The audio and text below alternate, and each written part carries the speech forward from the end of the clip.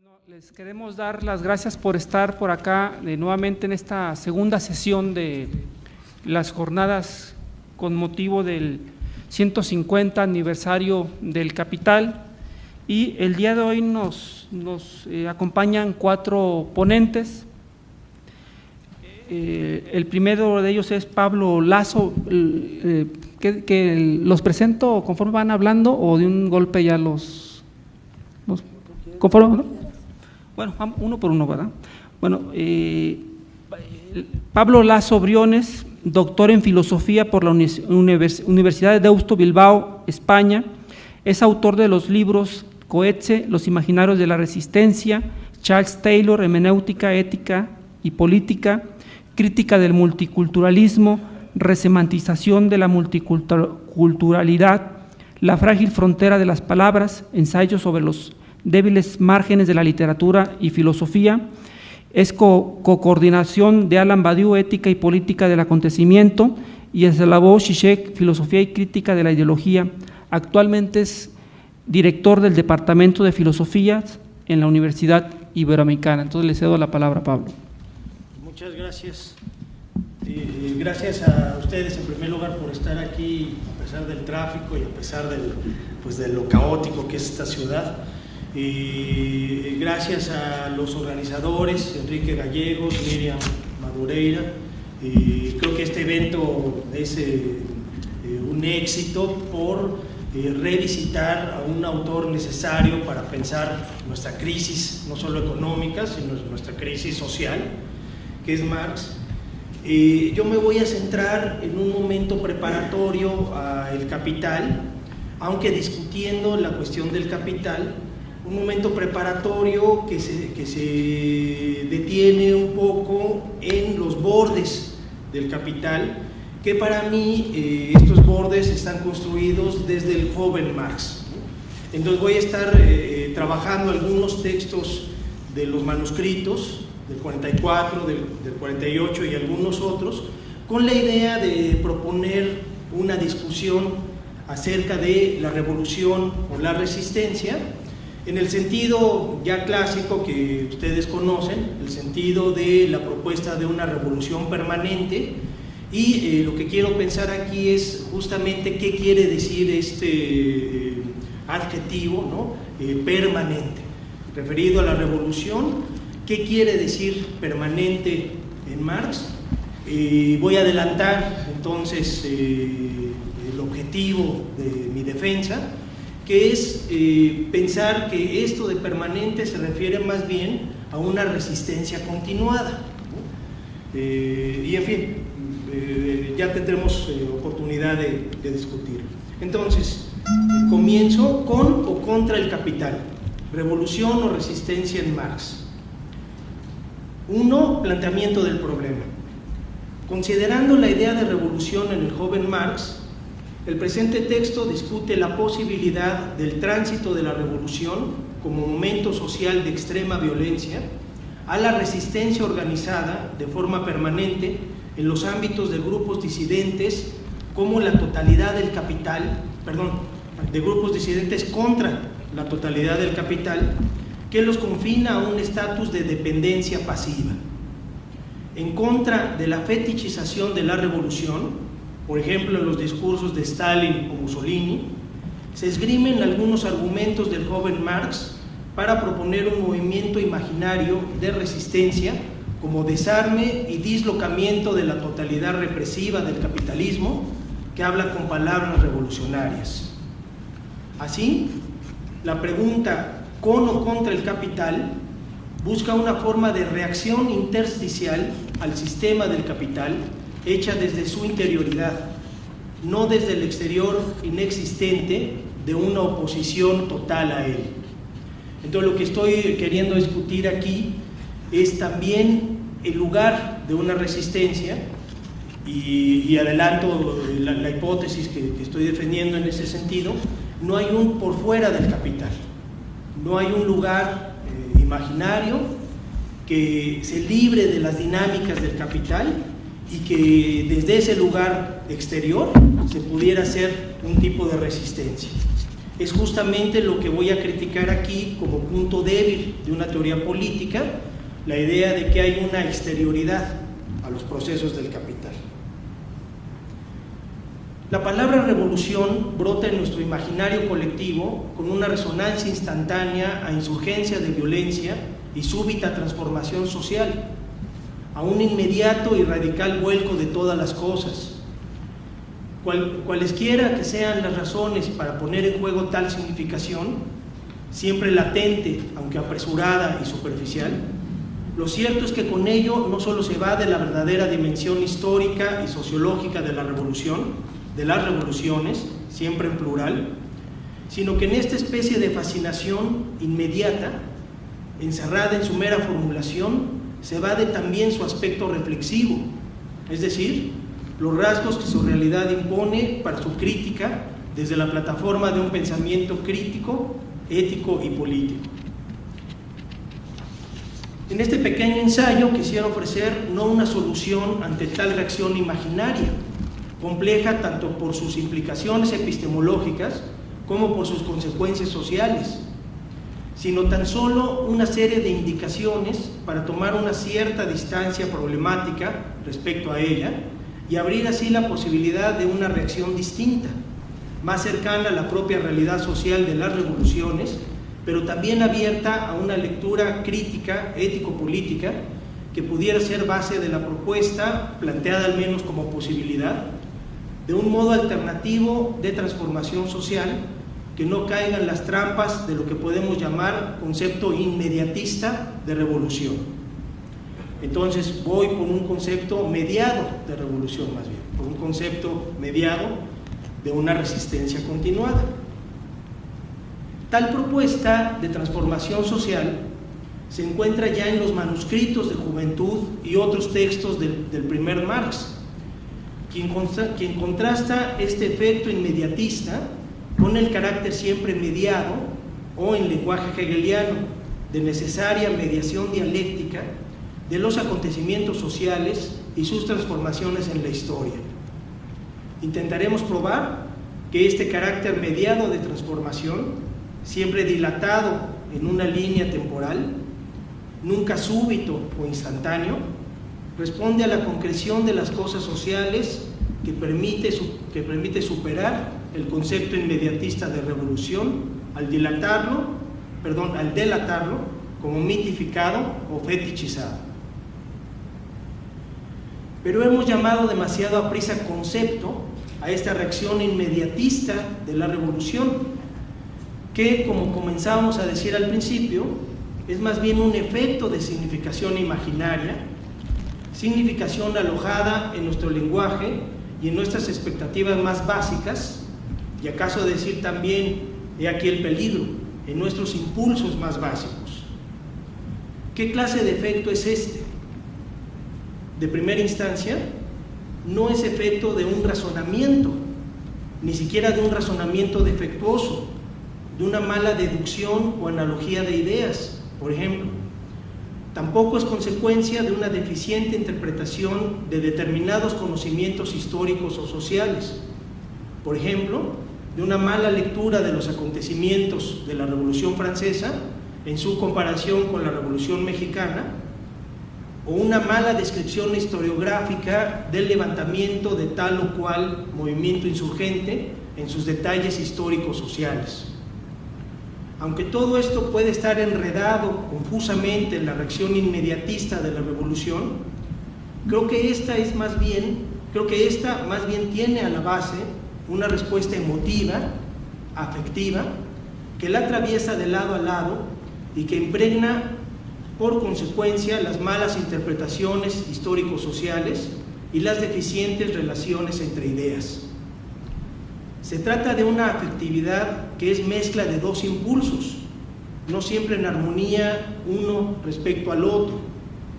El impulso de una violencia básica, destructiva e incluso autodestructiva, y que no temo llamar pulsión de muerte en la línea que va de Freud a Marx y a Herbert Marcuse y su crítica social, entremezclado con el impulso de un placer imaginado, ilusión, lo llamó Freud, y Marx lo llamó alienación ideológica también.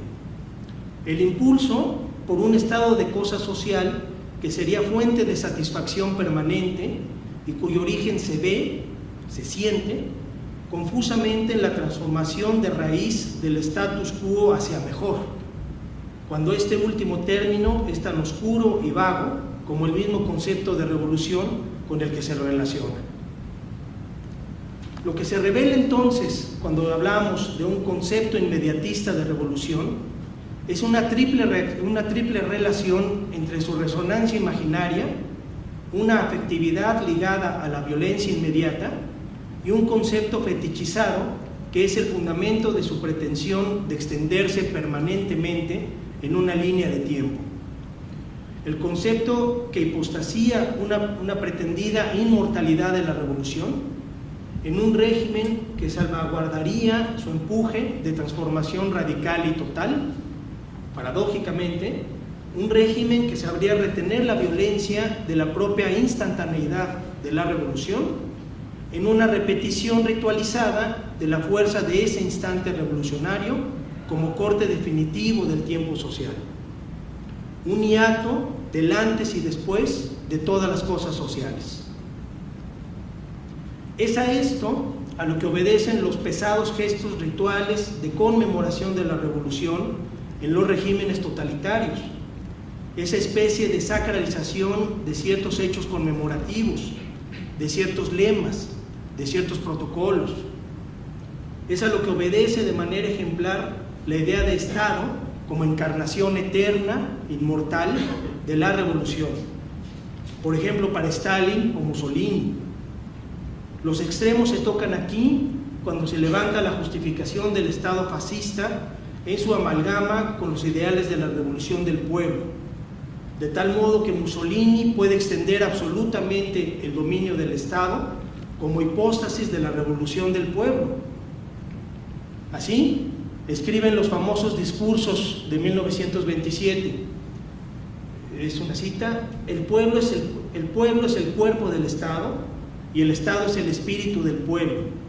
En la doctrina fascista, el pueblo es el Estado y el Estado es el pueblo. Todo en el Estado, nada contra el Estado, nada fuera del Estado. Ahí termina la cita. Con la indicación de esta mórbida relación triple, podemos dar, siempre de la mano de Marx, el siguiente paso crítico hacia una postura ético-política sobre la revolución. De lo que se trata es de encontrar razones para combatir nuestro deslizamiento vertiginoso, súbito, tanto en la violencia inmediata que se aloja en el imaginario de la revolución, como en la pretensión de violencia institucionalizada alojada en la ritualización de los regímenes totalitarios que se quieren absolutos justo en nombre de la revolución. Entonces, con esto paso a la segunda parte de mi presentación, que es el rastreo de la revolución permanente en Marx como resistencia intersticial. Solo adelanto un poco lo de resistencia intersticial. Es un tipo de resistencia que, como el nombre mismo lo está diciendo, se hace en los intersticios del poder, es decir, en los huecos que deja el poder, aunque su apariencia pueda ser de una totalidad cerrada y terminada. En todo esquema de poder, en toda estructura de poder, podemos observar ciertos intersticios que son en los que se lleva a cabo la resistencia. Entonces, bueno, vamos a discutir esto, la revolución permanente como resistencia intersticial. Volvamos pues al joven Marx. Contra la idea de que la revolución ha de llegar como un destino inevitable, con la fuerza y perentoriedad de una necesidad metafísica inexpugnable, desde sus primeras investigaciones sobre los movimientos armados en Francia, en España o en Rusia, Marx apunta más bien a la idea de una evolución paulatina que de una ruptura total. En este sentido, la dialéctica que hereda de Hegel, como puede leerse en Crítica de la dialéctica y filosofía hegeliana en general de 1844, no recoge los momentos de necesidad abstracta que Marx llama meramente intelectual, de un espíritu absoluto, y la explicación del trabajo del hombre solo en sus rasgos positivos, ahí Marx lo pone entre comillas también, positivos, sino haciendo la crítica del sistema hegeliano, enfatiza más bien el lado negativo del trabajo que no vio el autor de la fenomenología del espíritu. El trabajo como la autopoiesis del hombre, pero no en su aspecto meramente formal o abstracto, como autoconciencia o ser pensante, sino enclavado en las condiciones sociales de explotación en las que la verdadera vida humana, la fórmula es de Marx mismo, la verdadera vida humana, se pierde o se gana en el proceso en el que el trabajo solo atiende a la dimensión económica del capitalismo. En el momento en que Marx adopta la idea de Aufhebung como el proceso dialéctico de superación y conservación de los momentos de la historia, lo que quiere indicar es justamente la continuidad de la historia en su ruptura, o si se quiere, la ruptura o las rupturas en plural de las revoluciones, insertadas en un proceso que no ha terminado aún, que se sigue perfilando en su concreción plural e inacabada, y que indica un movimiento incesante que no termina con la gran revolución, con mayúscula, con la gran revolución transformadora de todas las cosas, en la dimensión mitificada de la que hablé antes. Este movimiento dialéctico incesante, dice Marx, no puede ser explicado por las meras relaciones jurídicas y políticas como formas de una superestructura abstracta, o como un movimiento inesquivable de una llamada evolución del espíritu humano, sino por sus condiciones materiales de producción y explotación en la vida social en concreto. Es en esas condiciones materiales que los hombres adoptan, y cito a Marx, adoptan relaciones necesarias e independientes de su voluntad, relaciones forzosas de producción del trabajo que terminarán por oponerse a la estructura de las relaciones de producción desde su base, es decir, que darán pie a un tipo de conciencia de sí en la sociedad que provocará una época de revolución en todos los ámbitos de la vida. Y cito a Marx, es una cita un poco larga, pero creo que es necesaria para entender el argumento de Marx. Dice Marx: el modo de producción de la vida material condiciona el proceso de la vida social, política y espiritual en general. No es la conciencia del hombre la que determina su ser, sino, por el contrario, el ser social es lo que determina su conciencia.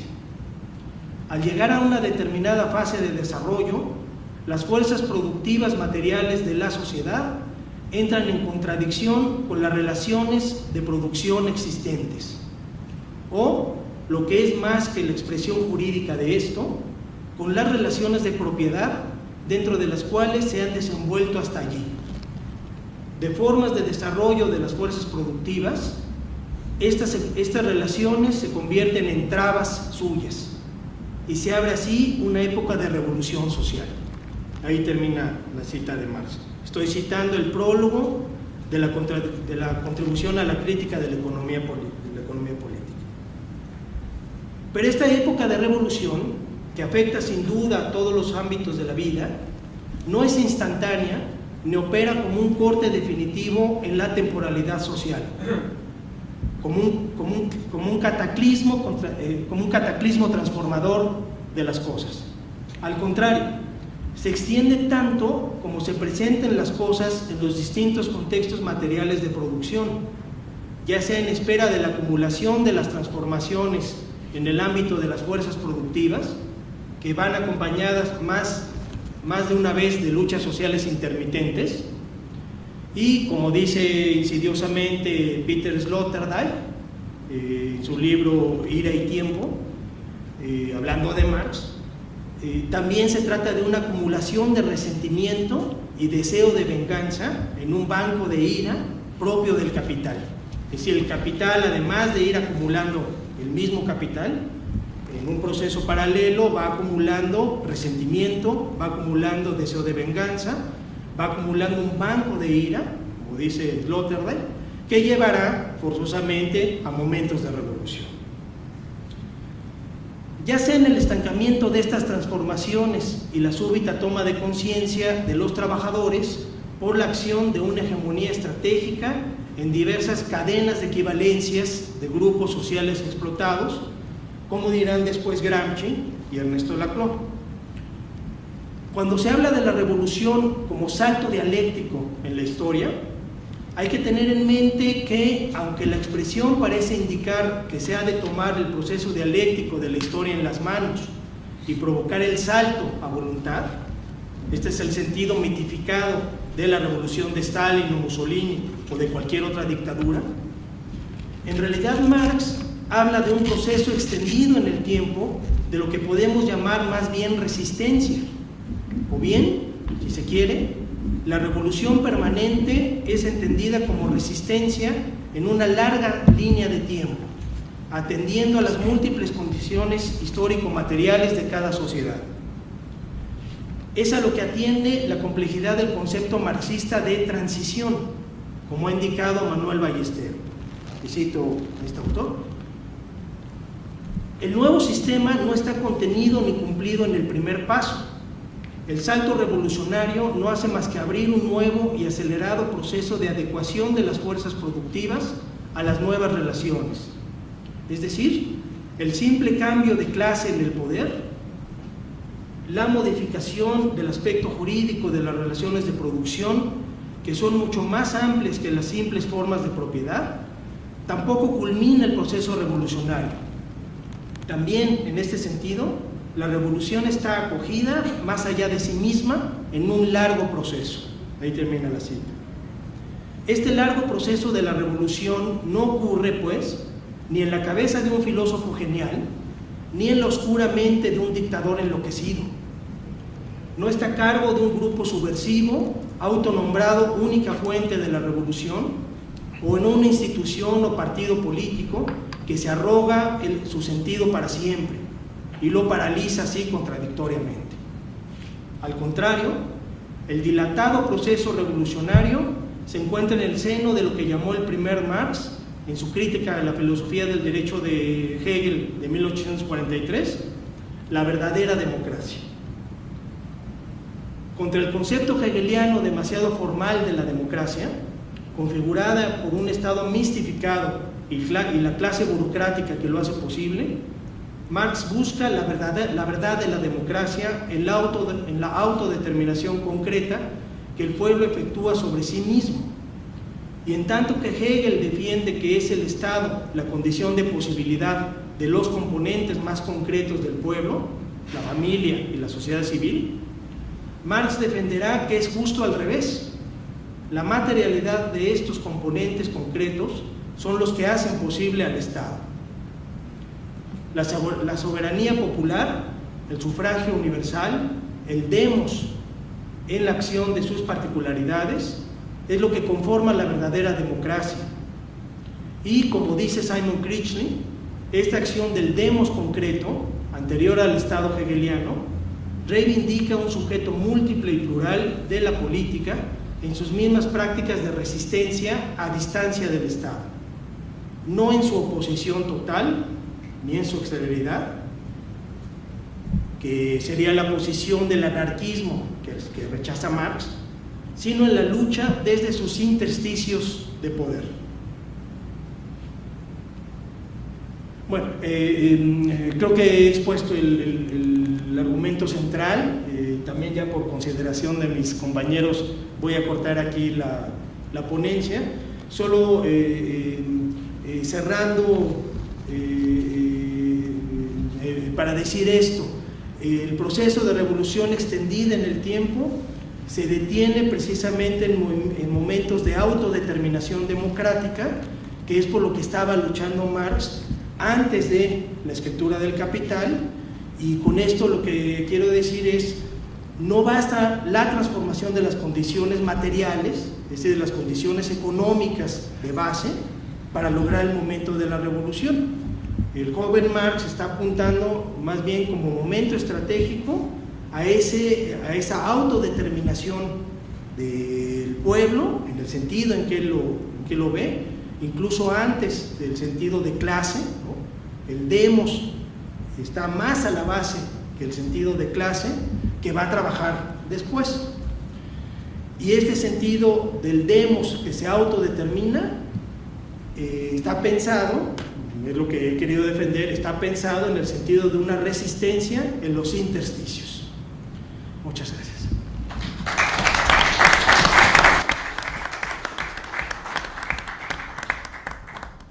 Bueno, gracias Pablo. Si les parece, vamos a escuchar primero las siguientes dos ponencias en el orden del programa y al final damos un espacio para las preguntas o los cuestionamientos. Bueno, me voy a ir en el orden del programa y la siguiente ponencia es presentada conjuntamente por Gabriel Pérez y Mario Cruz Chavarría. Gabriel Pérez es profesor investigador titular de tiempo completo en el Departamento de Ciencias Sociales de la UAM Coajimalpa, es licenciado en Ciencias Políticas y Administración Pública por la UNAM, doctor en Filosofía Política por la Universidad Complutense de Madrid y ha sido profesor visitante en la Libera Universitat Internacional degli Studi Sociali en Roma, Italia. Es miembro de la Asociación Latinoamericana de Ciencia Política, miembro del SNI y su línea de investigación tiene que ver con la teoría política, ciudadanía, cultura y democracia, y dentro de sus principales libros está Ciudadanía y Derechos Sociales en el proceso de integración de la Unión Europea, las transformaciones de la política y los movimientos nacionales, entre otros. En el caso de Mario Chavarría Suárez, él es candidato a doctor en Ciencias Sociales por la UAM Coajimalpa, es maestro en Sociología por la Iberoamericana, es licenciado en Sociología por la UAM Azcapotzalco y se ha desempeñado como secretario técnico y asesor parlamentario. Algunas de sus publicaciones son propuestas con perspectiva de género, tráfico y explotación sexual infantil, entre otros. Entonces le doy la palabra a la ponencia conjunta de nuestros dos siguientes ponentes. Gracias, Enrique. En primer lugar, quiero agradecer a los organizadores del evento por darnos esta oportunidad de platicar un tema que nos parece sumamente interesante con respecto a Marx, que es el de materialismo, política y revolución. El pensamiento político liberal que se había desarrollado durante el siglo XIX había establecido dos ideas sociales o morales fundamentales: que la política es esencialmente el arte de llegar a acuerdos no coactivos entre intereses antagónicos y que los procedimientos democráticos son el único camino efectivo para llegar a esos acuerdos. Marx desarrollaría una teoría distinta a estos supuestos liberales, suprimiendo de Hegel el supuesto de que las naciones son las únicas unidades efectivas de la historia social y sustituyó la lucha de las naciones por la lucha de clases. Eliminó del hegelianismo su nacionalismo, conservadurismo y su carácter contrarrevolucionario y lo transformó en un nuevo y poderoso tipo de radicalismo que en varios aspectos continuó con la teoría de Hegel. En primer lugar, Marx siguió creyendo que la dialéctica era un eficaz método lógico, el único capaz de demostrar una ley de desarrollo social y en consecuencia su filosofía, como la de Hegel, fue una filosofía de la historia. Marx elaboró su filosofía como una forma de materialismo, utilizó la dialéctica para apoyar una teoría del progreso social en la que los más altos valores morales se realizarían necesariamente. Por otra parte, Marx, como Hegel, estableció que las fuerzas impulsoras del cambio social se realizan a través de la lucha y el factor determinante en esta instancia es el poder. La lucha tiene un lugar entre clases sociales más bien que entre naciones y el poder es económico más que político, siendo el poder político en la teoría de Marx una consecuencia de la situación económica. Pero ni para Marx ni para Hegel la lucha por el poder era susceptible de un arreglo pacífico, para el mutuo acuerdo y beneficio de las partes. Marx confiaba y esperaba que su radicalismo revolucionario desembocara en una forma de socialismo que estableciera la igualdad social y la auténtica libertad que complementaría la igualdad y la libertad que habían alcanzado la democracia política. La filosofía social de Marx se basaba y fue la primera en llamar la atención sobre un cambio social en ascenso hacia el poder político de una clase trabajadora e industrial.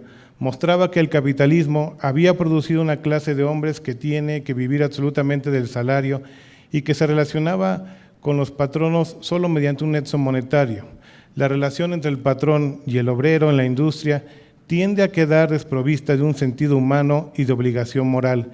Es solamente una relación de poder que Marx vio justamente en esta situación el hecho potencialmente más revolucionario de la historia moderna.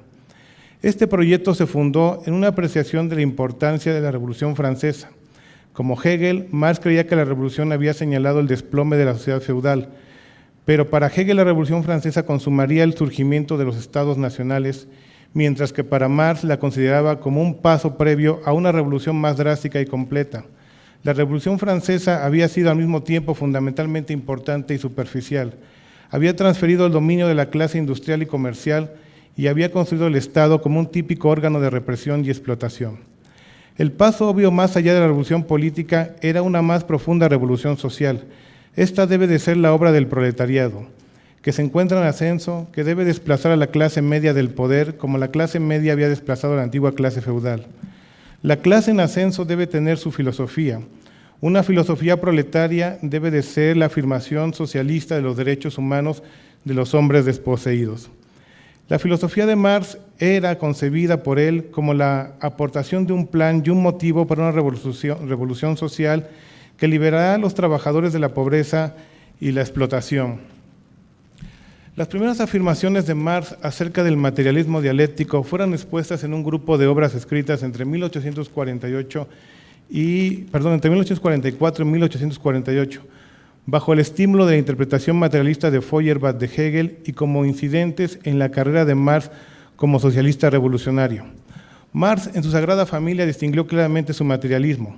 Para Marx, la clasificación de dialéctico era, en lo esencial, la cuestión de un método lógico, uno capaz de explicar una materia de estudio en constante desarrollo y de revelar la necesidad de su crecimiento. Varias implicaciones del materialismo son importantes para Marx. En primer lugar, tendía a identificar el término con la palabra científico. Por eso se dejó convencer fácilmente por Feuerbach de que las verdaderas fuerzas motivadoras de la historia de una sociedad son sus condiciones materiales. Aunque habla algunas veces como si el materialismo dialéctico fuera una fórmula que pudiera aplicarse mecánicamente a cualquier periodo de la historia, en otras ocasiones protestó violentamente contra esta interpretación, ya que podría afirmar que la revolución era inevitable, pero también que podía no incluir en lugares como Inglaterra o Estados Unidos. En segundo lugar, el materialismo implicaba para Marx un rechazo radical de la religión. En verdad, un ateísmo militante. Como la religión es indudablemente conservadora, el materialismo tenía para Marx una connotación de radicalismo. La dialéctica puede ser considerada como disolvente de toda verdad supuestamente absoluta y de todo valor trascendente al demostrar que estos son relativos productos sociales que crecen en la vida de una comunidad en el curso de su evolución temporal e histórica. La religión aporta satisfacciones imaginarias o fantasías que desvían cualquier esfuerzo racional por encontrar satisfacciones reales. El materialismo significaba para Marx un laicismo antirreligioso, considerado como una de las precondiciones necesarias de cualquier forma social efectiva. El tercer significado que tenía el materialismo y la dialéctica para Marx era la sugestión de una nueva revolución de mayor alcance, ya que más allá del Estado está una forma más elevada de sociedad, que el Estado será superado y para alcanzar esta etapa superior es necesaria una nueva revolución, una revolución social en contraste con la revolución política que se había realizado, por ejemplo, durante la Revolución Francesa. En el pasado, las revoluciones han transferido el poder de una clase a otra, pero manteniendo el abuso fundamental, el poder para dominar y explotar. La raíz de la servidumbre no es política, descansa en un sistema de producción que permite a una clase monopolizar los medios de producción y en la división del trabajo que trae consigo la propiedad privada. En Marx establece, por ejemplo, con respecto a su pensamiento en relación a cuestiones que se habían establecido durante la teoría liberal, Él pensaba que el sufragio y los métodos políticos como la representación o la representación política son simples formalismos o disfraces de un despotismo disimulado de clase. Daba por supuesto que el socialismo continuaría y extendería la libertad política, pero esto no se basó nunca en un análisis del socialismo, sino en la creencia a priori de este supuesto. En 1848, Marx y Engels utilizaron la lucha de clases como la clave de todas las sociedades existentes hasta el momento. En el Manifiesto Comunista, que se convirtió en uno de los grandes documentos revolucionarios de todos los tiempos. La clase tenía para Marx una unidad colectiva como la nación para Hegel. Actúa en la historia como una unidad y produce sus ideas y creencias características como una unidad actuando bajo la presión de su situación en el sistema económico y social. El individuo cuenta principalmente por su participación en la clase, porque sus ideas son esencialmente un reflejo de las ideas creadas por la misma. La teoría postulaba una clase media principalmente urbana y comercial en sus intereses y dedicada políticamente a las libertades civiles y políticas de la revolución, y un proletariado industrial también principalmente urbano, pero más preocupado por la seguridad económica que por la libertad política. Marx consideraba a estas clases como las fuerzas políticas activas de una sociedad moderna y las clases principales en las cuales establecía su teoría.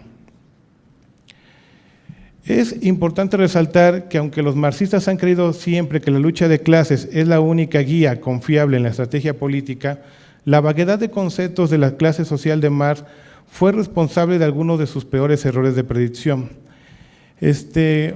Yo hasta este punto quiero dejarlo para darle la palabra a mi compañero Mario Chavarría. Gracias, doctor. Bueno, igual quiero agradecer al doctor Enrique Gallegos, a la doctora Miriam Madureira por la organización de este coloquio internacional y en especial al doctor Gabriel por la invitación a participar. La verdad es que para quienes nos postulamos al doctorado, la apertura de estos espacios de análisis, de intercambio, de discusión, es siempre enriquecedora para nuestra formación. La verdad es que para mí es un honor compartir la mesa con ustedes.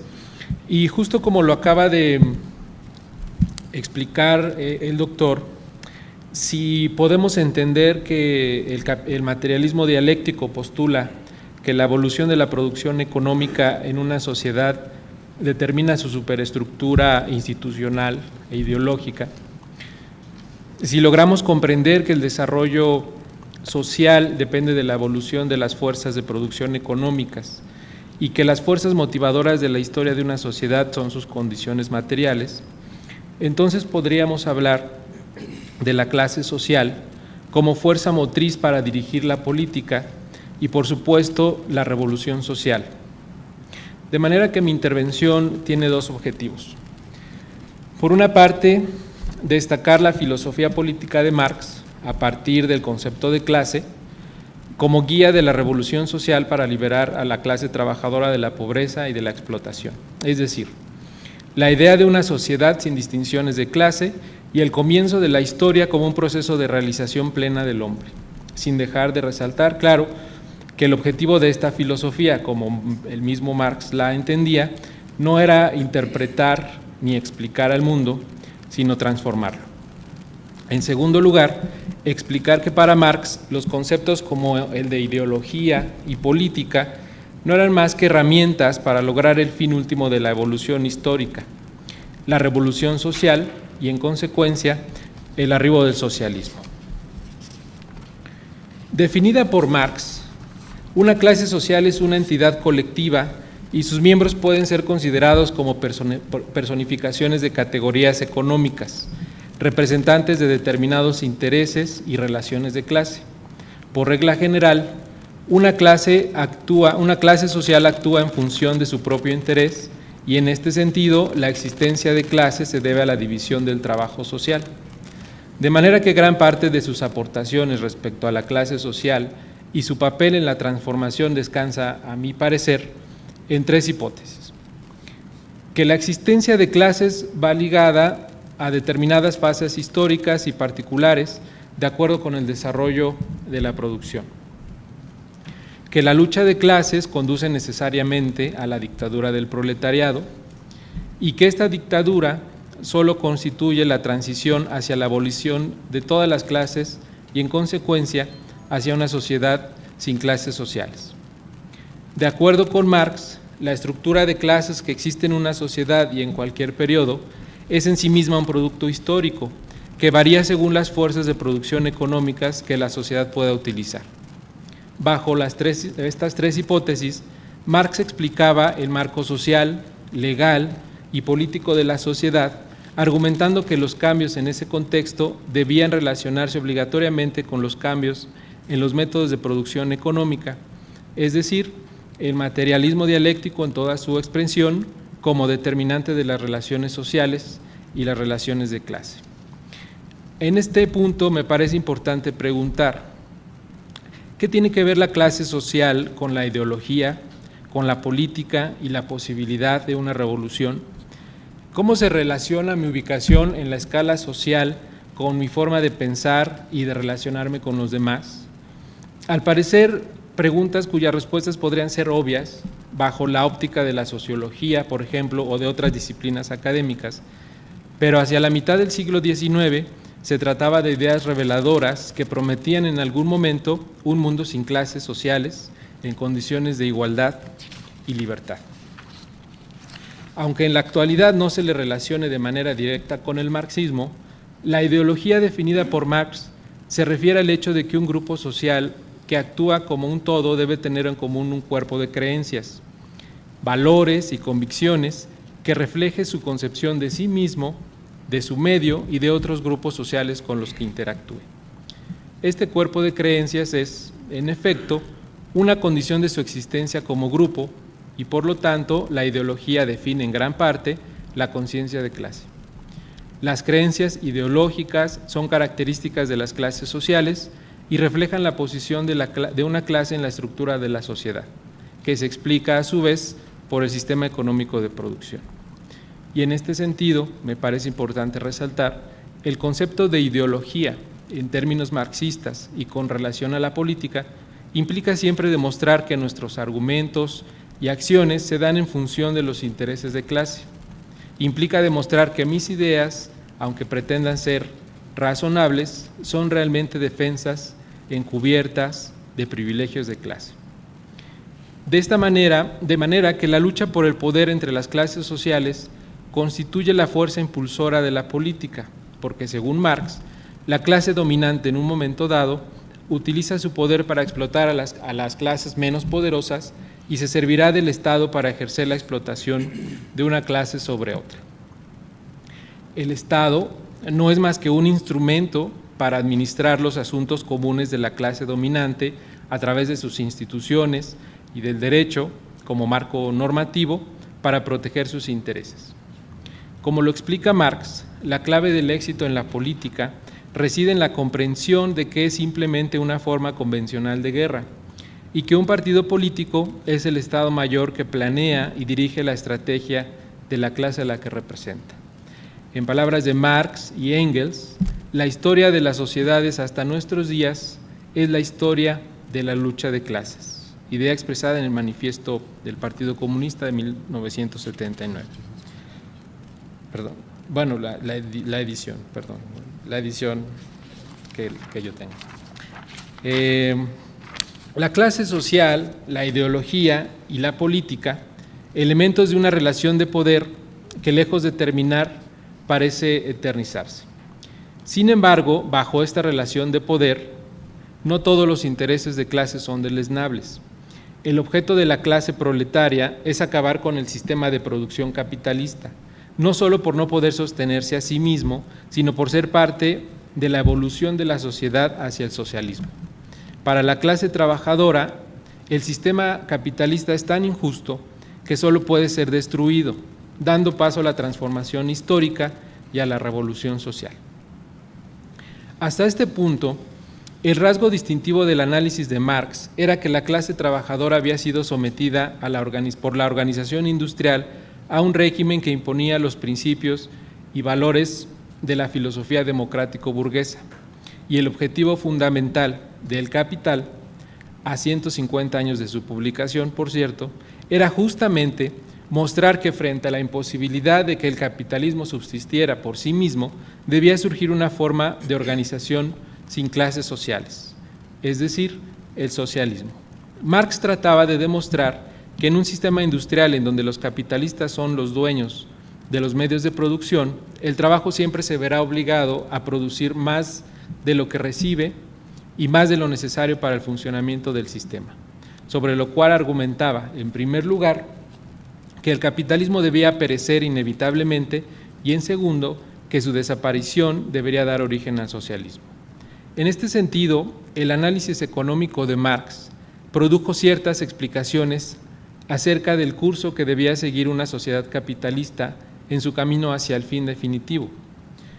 Por la competencia entre los capitalistas, la industria tendería a agruparse en unidades cada vez mayores de producción, convirtiéndose en monopolios concentradores de la riqueza y en fortunas cada vez menos numerosas. La competencia para mantener altas las ganancias haría más severa la explotación y la clase trabajadora se empobrecerá cada vez más.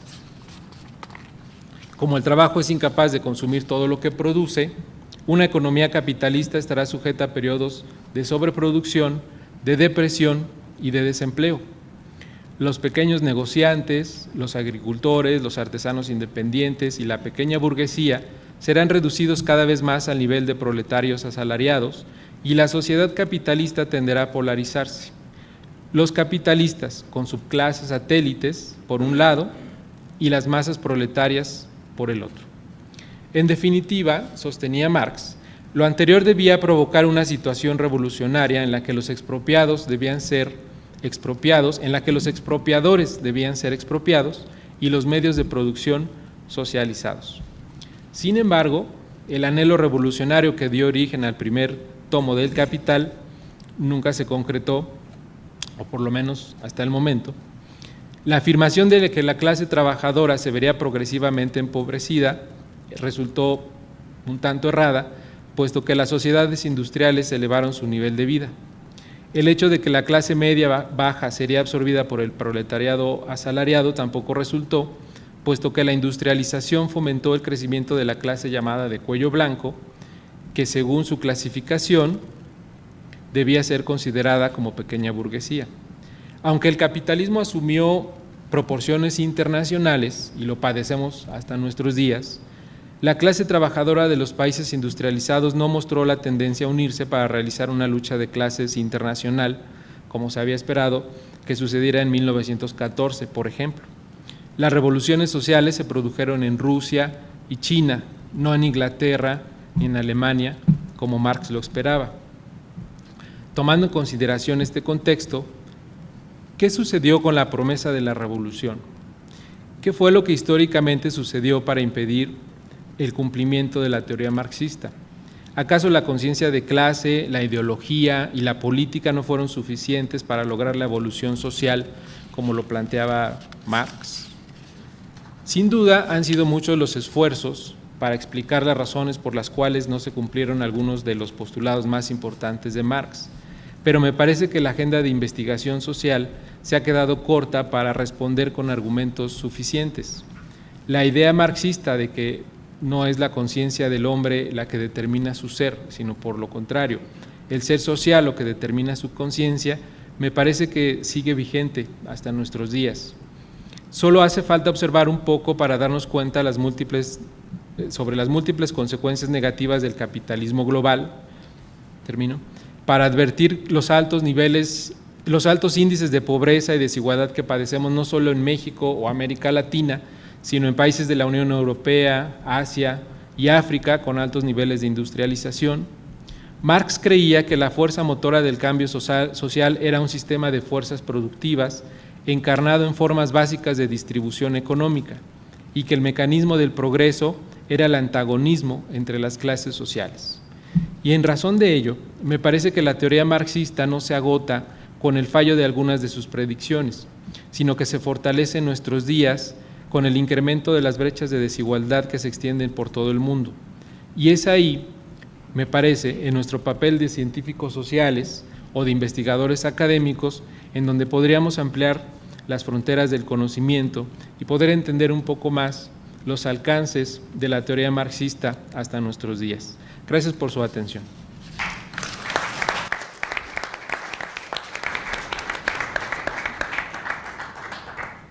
Gracias, Mario. A continuación, les presento a Natalia Radetich. Ella es doctora en Antropología por la Universidad Autónoma de México, maestra en Filosofía por la misma universidad, licenciada en Etnología en la Escuela Nacional de Antropología e Historia, y algunas de sus publicaciones son Minotáuricas, 2014, La risa y el quebranto, 2006, entre otros artículos y capítulos en libros colectivos, su tesis doctoral, Trabajo y Sujeción, el dispositivo del poder en las fábricas del lenguaje. Recibió el premio de la Academia Mexicana de Ciencias a las mejores tesis de doctorado en Humanidades en 2016. Asimismo, una mención honorífica en los premios SINA del 2016 a las mejores tesis de doctorado en Etnología y Antropología Social. Actualmente es profesora de la UAM Iztapalapa. Adelante. Gracias. Bueno, les voy a leer también el texto que tengo preparado. El Capital es una obra que no deja de reclamar nuestra lectura, un texto que no deja de suscitar nuestro deseo de entrar en relación con aquello que lo habita, como si en su interior anidara una fuerza atrayente, una activa imantación. Este libro nos convoca una y otra vez a un ejercicio de relectura. Del Capital emana, pues, una potencia, un nervio interpelante que sobrevive al paso de los tiempos y que rebrota a pesar de todos los proyectos políticos que se han propuesto socavar el influjo de este texto imprescindible.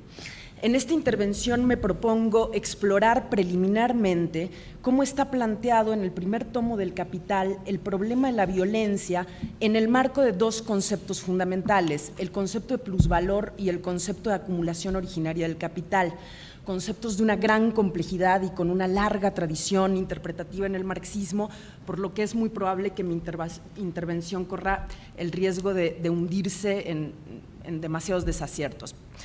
En las páginas introductorias del Capital, Marx anuncia el objeto general de sus investigaciones. Se propone desentrañar las leyes que presiden el régimen capitalista de producción.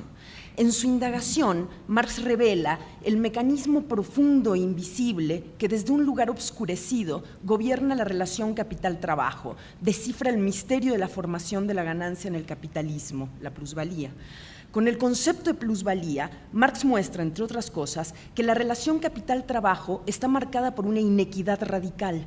Subvirtiendo las conjeturas que brotan de la experiencia inmediata, Marx muestra que el intercambio entre trabajo y salario no es nunca equitativo. Allí donde una mirada no marxista vería equilibrio, igualdad, armónico intercambio de equivalencias, trabajo por salario, Marx desenmascara la violencia del trabajo no retribuido. ¿Cómo obtiene su ganancia en el capital el empresario? Esto es una de las cosas en las que Marx, por supuesto, se detiene largamente. Voy a hacer una especie de síntesis desangelada de lo que todos sabemos. Marx descubre que la jornada de trabajo, que se nos presenta ante los sentidos como algo continuo, homogéneo y más o menos aproblemático, está en realidad preñada de una contradicción intrínseca. Está constituida por dos momentos distintos, la parte del trabajo necesario y la parte del plus trabajo. Durante una parte de la jornada el trabajador produce un valor equivalente al de su salario y durante la otra produce un excedente que queda impago, un plusvalor por el cual el empresario no abona ningún equivalente. La relación capital-trabajo aparenta ser una relación equitativa mediada por el salario, que según una mirada acrítica instauraría la igualdad, sellaría una especie de mano a mano entre trabajador y empresario. Pero Marx, con filo incisivo, nos ofrece en su obra un desmantelamiento de esa apariencia, de esa ficción igualitaria que encubre la violencia inherente a la relación capital-trabajo. En el capitalismo, la fuerza de trabajo es una mercancía que, como toda mercancía, está sujeta a un proceso de compraventa, pero con todo, la fuerza de trabajo no es una mercancía cualquiera, es una mercancía que tiene la capacidad extraordinaria de engendrar valor y además de engendrar más valor que el que ella misma tiene. Como ocurre con toda mercancía, el valor de cambio de la fuerza de trabajo está determinado por el costo de su producción. en tanto que el trabajo coincide con la subjetividad viva, en tanto solo existe, dice Marx, como actitud del ser viviente, el costo de producción del trabajador está determinado por la cantidad de dinero equivalente a la suma de medios de vida necesarios para asegurar su subsistencia, para que al día siguiente el trabajador pueda volver a poner en acción su energía creadora. Pero Marx mostró que ese valor de la fuerza de trabajo que el capital efectivamente retribuye con el salario no coincide con el ejercicio de esta misma fuerza, pues si así fuese, si estuviésemos ante una igualdad entre lo que la fuerza de trabajo cuesta y lo que produce, el capital no tendría de qué apropiarse, no afluiría a él ninguna ganancia. Esa diferencia, esa no coincidencia entre el costo de la fuerza de trabajo y lo que esa fuerza produce es para Marx la piedra angular del capital. El capital es, en cierto sentido, pura diferencia, pura brecha. Está fundado en una brecha entre lo que el trabajador recibe como salario y lo que el trabajador produce. La misma palabra plusvalía lleva en sí el recuerdo de ese núcleo conflictual y violento del capital. El trabajador trabaja por encima del tiempo necesario para reponer su salario, como dice Marx. Ese trabajo gratuito es la fuente que da nacimiento a la ganancia. Así, Marx hizo visible e inteligible la arquitectura profunda y ensombrecida de la acumulación de capital y mostró que la relación capital-trabajo está habitada por una violencia muda, pero constitutiva. El capital se erige, cito, sobre la apropiación violenta del poder creador del trabajador. Termina la cita. El capital, dice Marx, tiene hambre de trabajo excedente. A lo largo del libro que celebramos, Marx estudia cómo esa pulsión inherente al capital, su urgencia por apropiarse trabajo suplementario, condiciona el despliegue histórico del capitalismo. El imperativo del plusvalor impulsa metamorfosis en las formas de organización del trabajo y en la tecnología que interviene en los procesos productivos. El capital, en su andadura, revoluciona tanto los métodos de organización del trabajo como el andamiaje tecnológico de la producción. Marx analiza cómo esos métodos y esa tecnología interiorizan en su propia configuración objetiva la racionalidad del plusvalor y se convierten en mecanismos de succión de trabajo excedente, devienen dispositivos de subsunción al capital que dirigen, dice Marx, fuerzas violentas, hostiles y avasalladoras sobre los trabajadores, convirtiéndolos en apéndices de la máquina, de eso que Marx llamaba el monstruo animado que absorbe plus trabajo. Así, el descubrimiento del plusvalor es, además de un descubrimiento económico, un descubrimiento político. Marx pone de manifiesto cómo el capitalismo funciona sometiendo, subsumiendo a los sujetos al mandato del plusvalor y cómo hay una violencia expropiatoria que actúa en la esfera productiva cotidiana, en el interior mismo de las relaciones económicas. Una vez habiendo desentrañado la lógica del plusvalor y habiendo estudiado cómo esa lógica condiciona el desarrollo del capitalismo, Marx se remonta en el capítulo 24 del Capital a la génesis histórica de este modo de producción, al proceso de surgimiento de sus condiciones fundamentales. Para Marx, la condición de posibilidad elemental del capitalismo, como sabemos, está dada por la existencia de dos clases sociales paradigmáticas, la clase de los propietarios de los medios de producción y la clase de los desposeídos que, para vivir, deben vender lo único que tienen, su propia fuerza, su propia corporalidad viva. El capitalismo tiene un presupuesto imprescindible. Debe haber una clase desposeída cuya única posibilidad de supervivencia pase por la necesidad de venderse.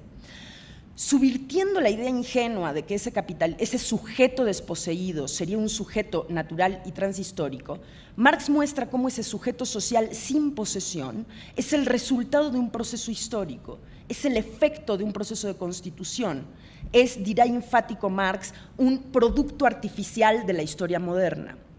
En el capítulo sobre la acumulación originaria, Marx traza una genealogía del proceso de formación de ese sujeto desposeído y muestra que su fabricación estuvo dada por un plexo de acontecimientos en los que intervino como fuerza productora la violencia. La violencia, dirá Marx en su célebre frase, es la partera del capitalismo y, por supuesto, del proletario libre.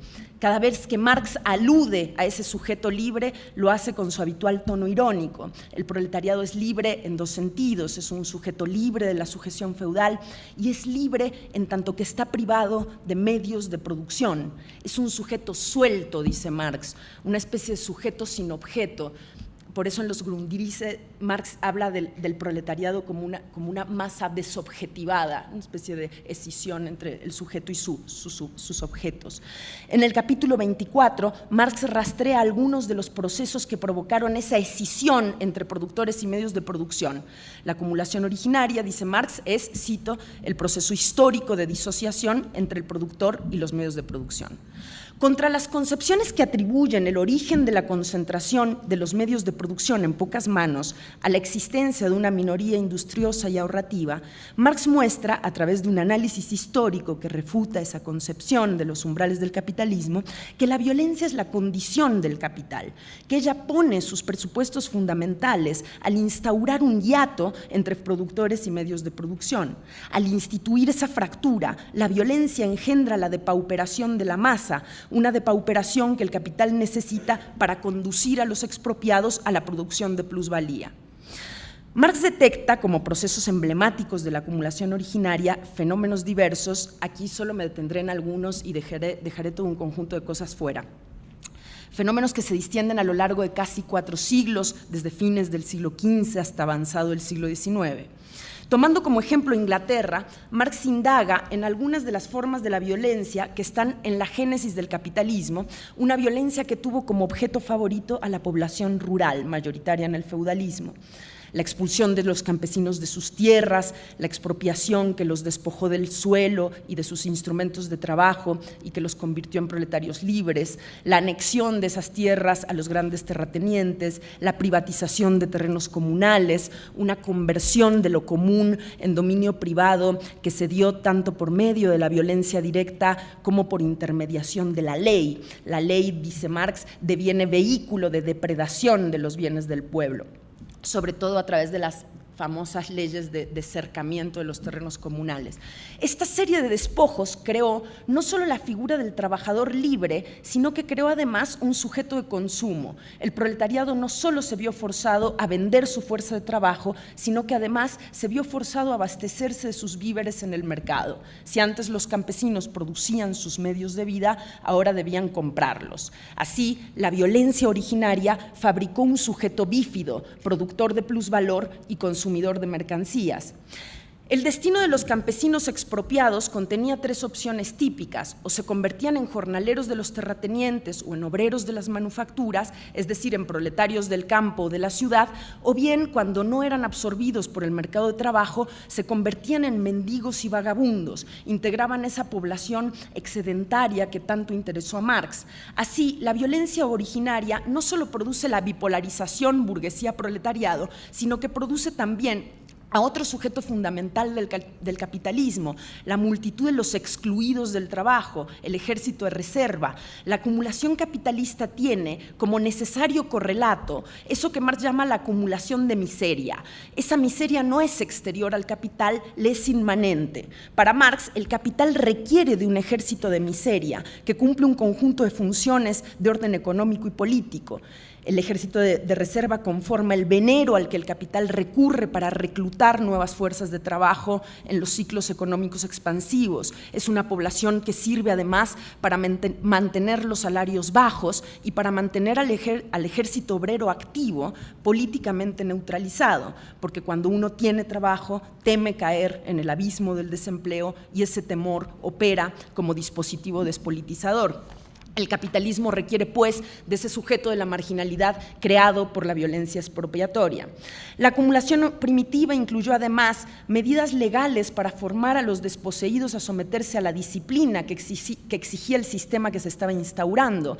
Marx explora la dimensión jurídica de la acumulación originaria, cómo la naciente burguesía acude al poder del Estado y a la fuerza de la ley para lograr la disciplinarización social. Pasa revista Marx por los castigos que se ejercían sobre vagabundos y mendigos que eran recluidos, esclavizados, torturados, ahorcados bajo el amparo de leyes terroristas. Además de esta violencia disciplinante que se dirigía sobre los excluidos del trabajo, surgen leyes para disciplinar a los incluidos en el trabajo, leyes que prolongaban la jornada de trabajo, que fijaban el salario a la baja, que criminalizaban las coaliciones obreras para inhibir las posibilidades de que las fuerzas de trabajo devinieran fuerzas políticas desestabilizadoras. Entre los métodos de la acumulación originaria se cuenta, pues, la violencia y la irradiación violenta de la ley que aspira a producir lo que Marx llama el grado normal de subordinación de la sociedad al capital. Si bien Marx inicia su análisis en el interior de Europa, desplaza después su mirada hacia la exterioridad de Europa. En la acumulación originaria ocupa un papel medular el sistema colonial que en el mundo no europeo generó riquezas extraordinarias que afluyeron de las periferias colonizadas hacia las metrópolis en un desplazamiento de la riqueza saqueada a través de la expropiación de las tierras, la esclavización, el sepultamiento, dice Marx, de los indígenas en minas y plantaciones. La violencia colonial hizo posible la erección de fortunas insólitas que dieron el empuje a la industrialización europea. Finalmente, en su análisis de la acumulación primitiva, Marx considera el fondo violento sobre el que se yergue la gran industria, cuyo próspero florecimiento está ligado a la explotación del trabajo infantil y al sistema del trabajo nocturno, que permiten una exacción de plusvalor incrementado.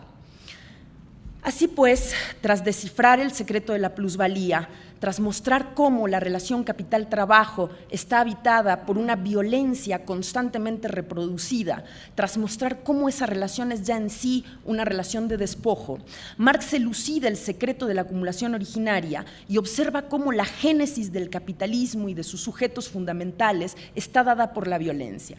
Al menos dos formas generales de la violencia nos hace ver Marx en el primer tomo del Capital: la violencia intrínseca a la relación capital-trabajo y la violencia que da nacimiento al monopolio de los medios de producción y a la clase despojada. Tenemos la violencia de la acumulación originaria, que Marx llama violencia directa, el despojo, la matanza, el sistema colonial, la sobreexplotación, y la violencia encubierta del arrancamiento de trabajo no retribuido. Tenemos una violencia evidente en su brutalidad y otra violencia mistificada pero estructural.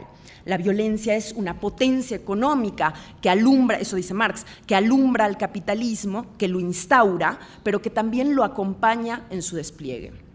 Ahora bien, muchos estudiosos de la obra de Marx han sostenido que la acumulación originaria no ha quedado confinada en un tiempo pretérito, en el momento específico de la transición del feudalismo al capitalismo, sino que es un método de acumulación que acompaña al capitalismo en su despliegue y que se reinicia en un constante constituirse del capital, pues el capital necesita reproducir la escisión, la separación entre los sujetos y sus condiciones de subsistencia, allí donde esa separación no está aún del todo constituida.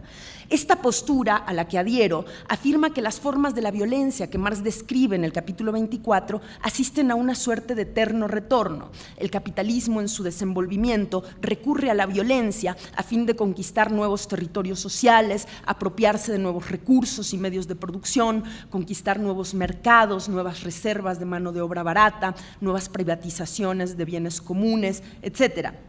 Tendríamos una violencia que es simultáneamente presupuesto histórico del capitalismo, el punto de arranque, el punto de partida del capitalismo, y al mismo tiempo mecanismo permanente o estrategia recurrente, por lo menos, de la acumulación de capital.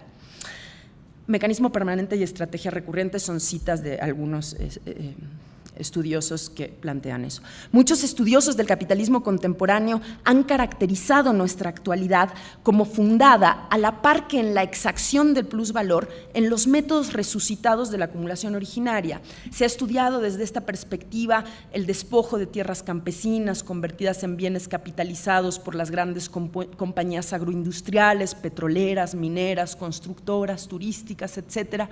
Se ha planteado también cómo el neoliberalismo reanima los métodos de la acumulación primitiva, la privatización de servicios y bienes públicos, la mercantilización de derechos sociales, de los sistemas de salud pública, de los fondos de pensiones, de la educación, métodos que implican una conversión de los restos, de los residuos de lo común en dominio privado y que han sido pensados como nuevos cercamientos.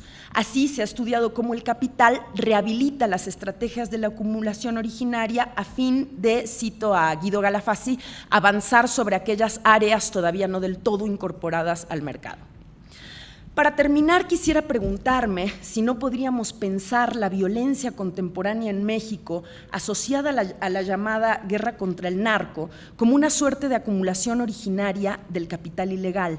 Esto lo digo verdaderamente con una gran irresponsabilidad porque yo no he pensado con seriedad en el asunto. Es una especie de intuición en la que no me he detenido con seriedad y lo que voy a plantear lo planteo en función, digamos, de un ambiente social y sin tener una investigación previa, entonces hay una especie de irresponsabilidad de mi parte. Voy a hablar de la guerra de las drogas, yo no sé ni qué diferencia entre una droga y un estupefaciente, no estoy enterada, pero es una intuición que quisiera yo, digamos, compartirles.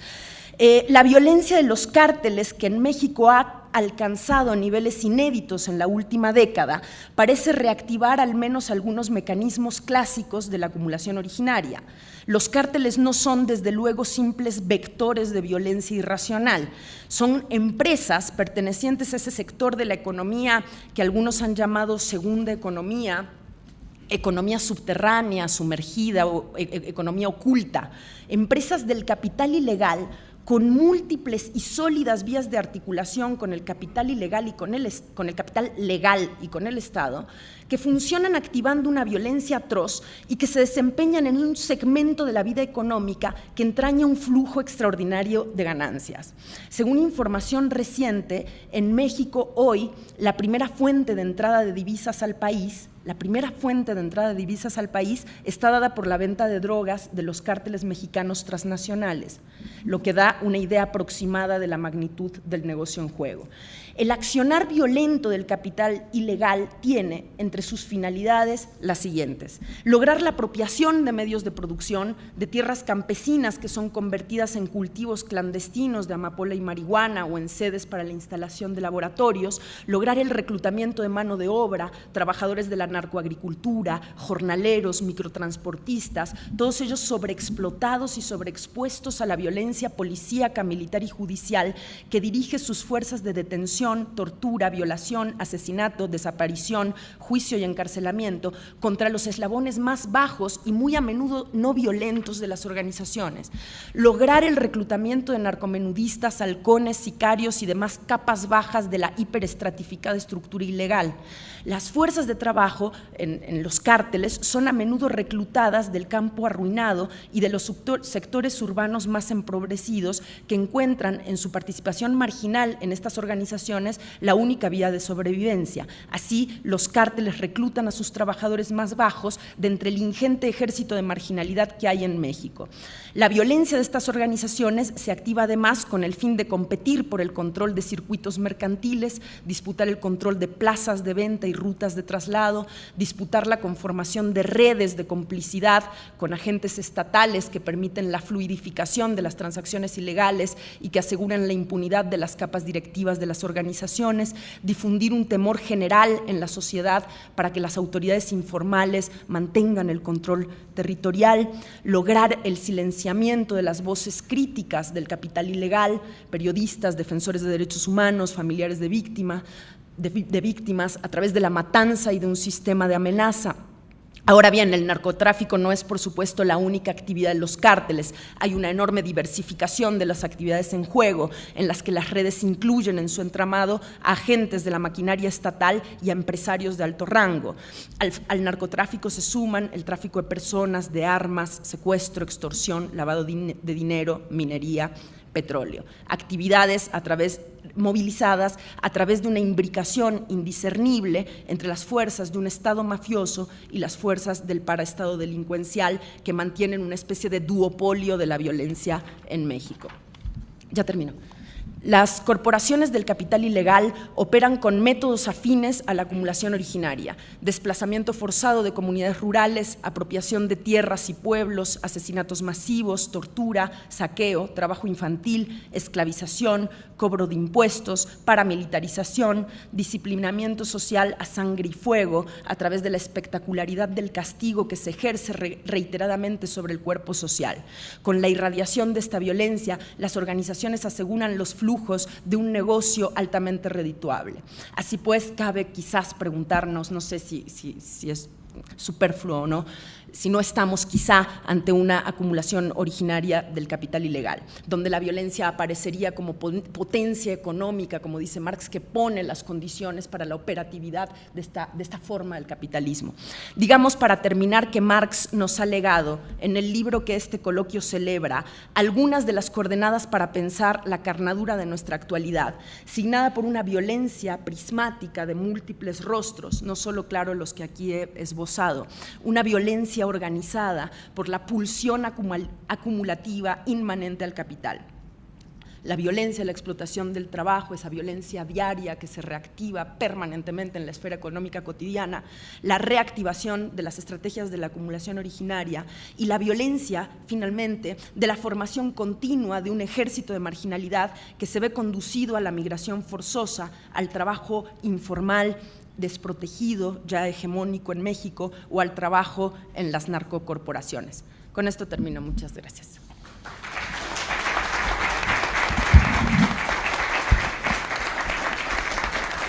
Bueno, gracias, Natalia. Bueno, estamos algo ajustados con el tiempo, pero podemos dar espacio para algunas 2, 3 preguntas del público.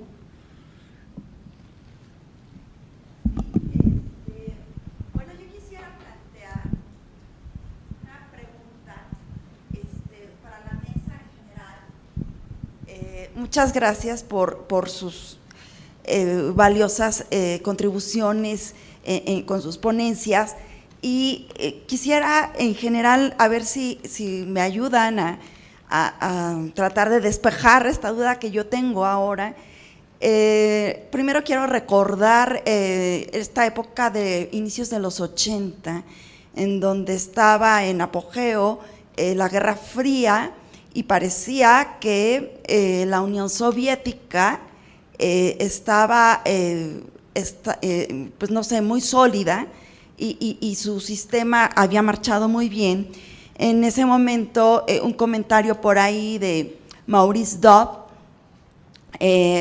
señaló que en la Unión Soviética se había logrado superar las perversiones del capitalismo, ahora ya nada más les faltaba superar las estructuras feudales. Entonces, una vez que cae la Unión Soviética, me parece que incluso los luchadores más radicales de izquierda han claudicado en este propósito marxiano de acabar con la evidente violencia y perversión de las estructuras capitalistas. Entonces yo me pregunto, ¿es posible acabar con el capitalismo? O sea, creo que ya es muy ingenuo pensar que sí, vamos a acabar. Bueno, primero creo que así como kantianamente plantearse la pregunta trascendental de si es posible lograrlo, porque cada vez que aparentemente se avanza en esta lucha por desmantelar las estructuras capitalistas, el capitalismo es ese monstruo que todo lo devora, y se devora a las revoluciones, se devora a los luchadores sociales, todos terminan siendo finalmente pervertidos en esta lógica capitalista. Entonces yo les pregunto a ustedes, ¿encuentran que hay forma de acabar con eso? Si gusta, vamos tomando todas las preguntas. Miriam.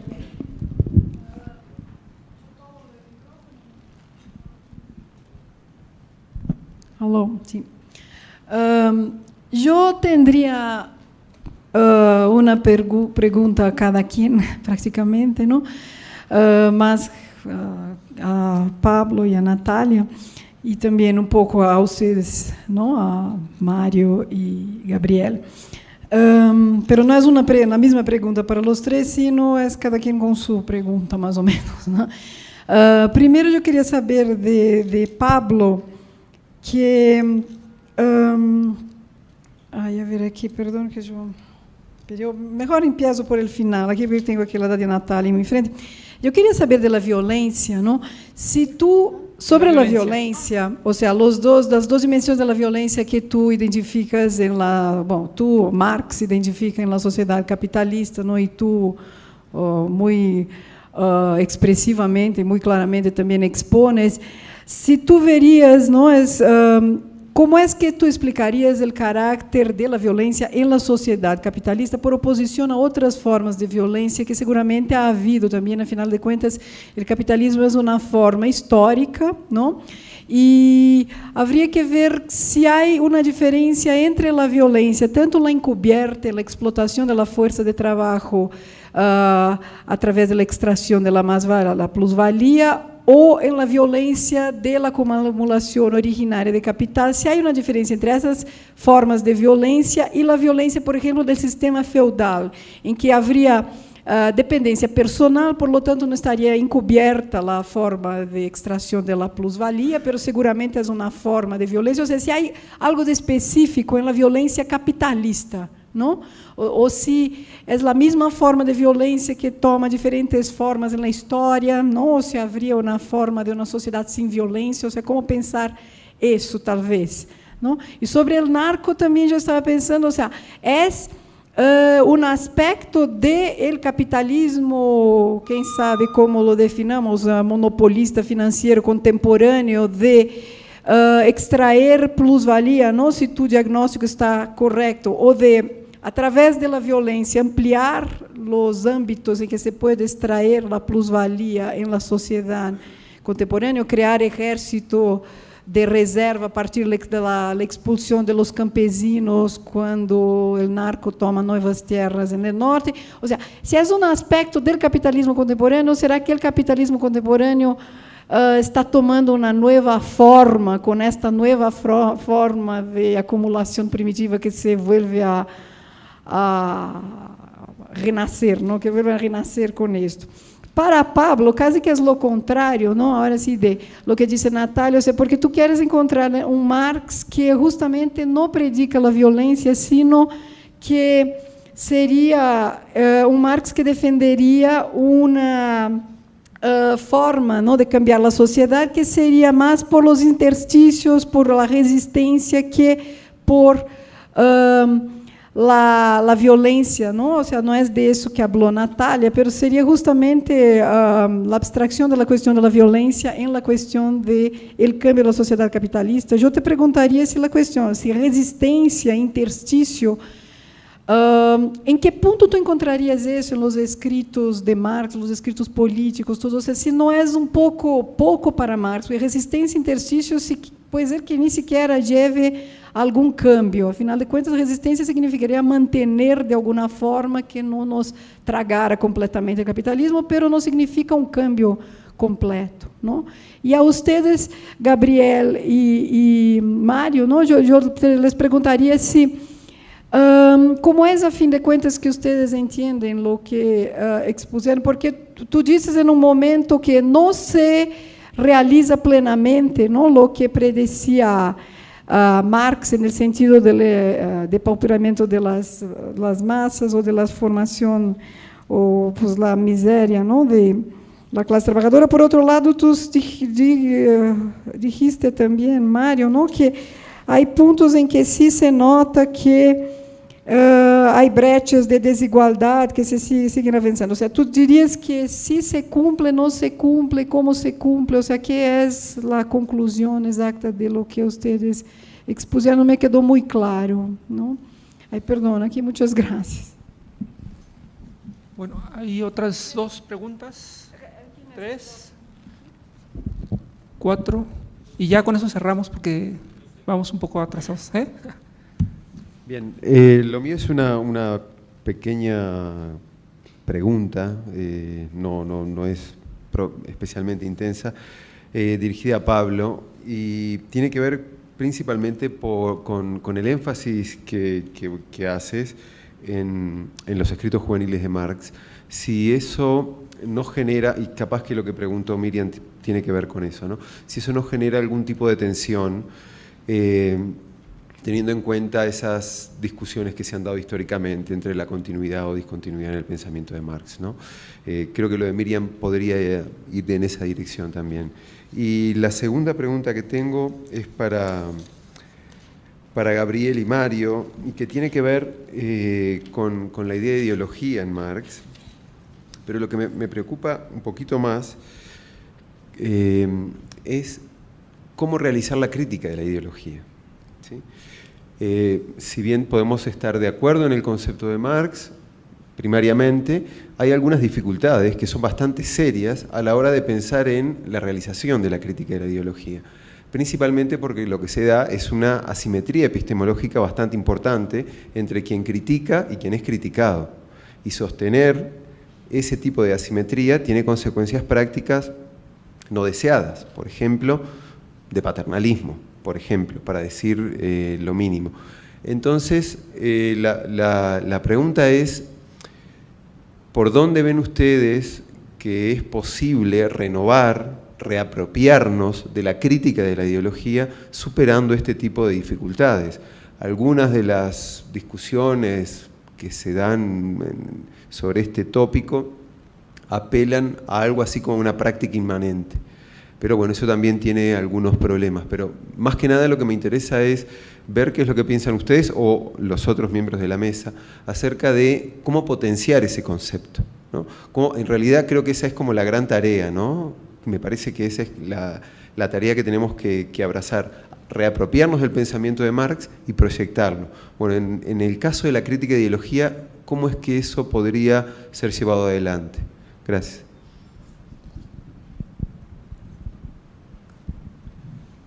Bueno, pues muy interesante todo lo que he oído. No me conocen, soy Emilio Pérez Ramos, jubilado del Seguro Social, y fui miembro del Partido Comunista hace muchos años. Y claro, pues como todo cambié. Yo siento que lo que ustedes están defendiendo de alguna forma es la utopía socialista. Creo que subyace en sus intervenciones que todavía debemos defender el pensamiento de Marx y desde luego lo que se ha llamado utopía socialista. Hobsbawm, antes de morir, ya saben ustedes quién es Eric Hobsbawm. Hobsbawm antes de morir nos regaló un libro que se llama Cómo cambiar al mundo. El primer capítulo que Hobsbawm escribe se llama Marx hoy. Desde luego que lo leímos con mucho interés, pero la impresión que me dio es que Hobsbawm hurga en los antecedentes de los principales conceptos de Marx. Y al final no me quedó claro qué es lo que queda de Marx después de la caída del muro de Berlín por un gran historiador de la izquierda que se llamó Erich Hobsbawm. No me queda claro. En cambio, otro autor no marxista, que seguramente que ustedes conocen, David Landes, en Historia de la riqueza y pobreza de las naciones, nos cuenta una trayectoria del capitalismo donde todo lo que vemos ahí no ha sido del todo malo. Es decir, él dice, bueno, la explotación existe, pero ¿por qué hay naciones ricas y naciones pobres? ¿Qué es lo que sucedió? ¿Por qué estas naciones ricas capitalistas no son socialistas? Verbi Gracia, lo sabemos los ejemplos clásicos después de la guerra, Japón y Alemania. Entonces, la conclusión que uno debe decir que el mundo actualmente no es teleológico, no es que exista un horizonte donde el socialismo domine. Cada quien va resolviendo sus problemas, cada quien va haciendo lo que puede, y bueno, pues en este mundo globalizado que Marx precisamente, él descubrió esta globalización. Tenemos un ejemplo de estos tigres del Asia, que pues desde luego son admiración de todos los autores por cómo han avanzado, y no son socialistas, siguen siendo capitalistas. ¿Qué queda de Marx hoy después de la caída del muro de Berlín? Yo les preguntaría, ¿y cuál sería su opinión del libro de Landes, Historia de la riqueza y pobreza de las naciones? Felipe Victoriano, y cerramos con la pregunta de acá, ya para darle la palabra a los ponentes. Digamos, lo mío es muy breve. Yo tengo la impresión de que, digamos, no es una pregunta, sino más que nada es una posición en torno a la que habría que, digamos, generar algún comentario o algo así. Yo tengo la impresión de que, digamos, la pregunta es, ¿qué termina cuando termina el capitalismo? ¿Qué acaba? ¿Sí? ¿Se acaba qué? ¿Se acaba los conflictos, la violencia? ¿Somos todos felices? Yo creo que hay un fetichismo muy poderoso en torno a lo que ocurre después, digamos, ¿sí? de la revolución. Es decir, digamos, no va a haber, la gente no se va a divorciar, no sé. Yo insistiría en la idea de que el conflicto sigue, ¿sí? Lo que se acaba es la explotación, lo que se acaba es la propiedad. Y entonces pensar ese horizonte me parece muy importante, y yo creo que ustedes de alguna forma lo han abordado. Yo creo que uno de los grandes mitos respecto de lo que ocurre es la idea de que la revolución ocurre un día, ¿sí? Y eso es un fetichismo. Pablo lo abordaba de alguna forma, yo creo que todos los ponentes de algún modo lo abordan. La idea de que la revolución ocurrió, ¿no es cierto?, en, no sé, 24 horas, en 15 minutos, digamos, y cambió todo. Yo creo que Marx es alguien que responde claramente a esa idea fetichista de la revolución, principalmente del acontecimiento de la Revolución Francesa, y él se va a encargar de ir demoliendo esa idea constantemente en todos los episodios revolucionarios que ocurren a su alrededor.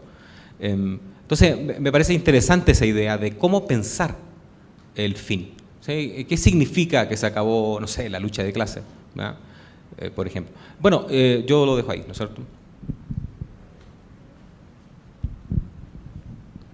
Bueno, pues a mí, bueno, la inquietud es más para todo lo que dijo Pablo.